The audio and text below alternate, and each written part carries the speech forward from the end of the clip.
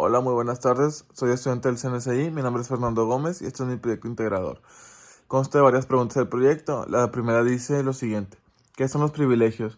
Son permisos que se les otorgan a los usuarios para que hagan operaciones en la base de datos. Es decir, que un usuario puede tener ciertos permisos para hacer algo en la base de datos y otros pueden tener algo más avanzado, como puede ser modificar toda la base de datos, borrarla, etcétera, y el otro solamente podría verla o modificar ciertas columnas. Esto es lo que es un privilegio. ¿Cuáles son los privilegios que maneja Oracle?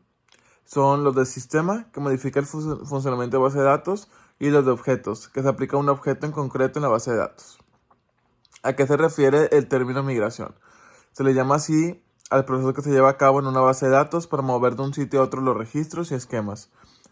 La siguiente pregunta comenta qué son los soportes de almacenamiento de datos. Se trata del material físico en donde se almacenan los datos que son procesados por una computadora. Es decir, lo que lee la computadora al momento de funcionar.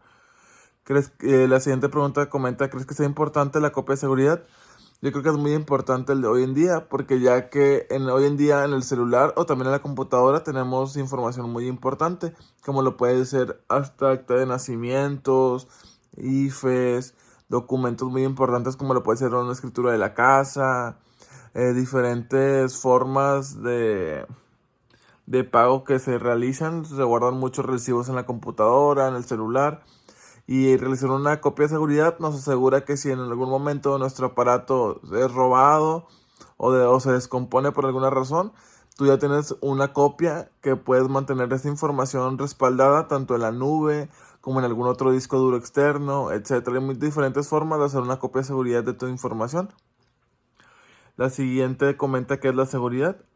Es la protección que se tiene en la base de datos con el fin de evitar robo de información y acceso a otros usuarios externos. Es decir, que no permita el acceso a la base de datos de algún usuario que no tenga que ver la información. Y menciona dos tipos de seguridad del SQL, perdón. Son dos, la cual es seguridad de instancia y seguridad de base de datos. La seguridad de instancia comenta que es todo lo que se deriva de un objeto y se relaciona con la seguridad porque brinda la opción de iniciar sesión para tener acceso a distintos mecanismos. Es decir, se necesita un usuario con el cual tú necesitas darle el privilegio o los permisos necesarios para que pueda acceder a esta base de datos.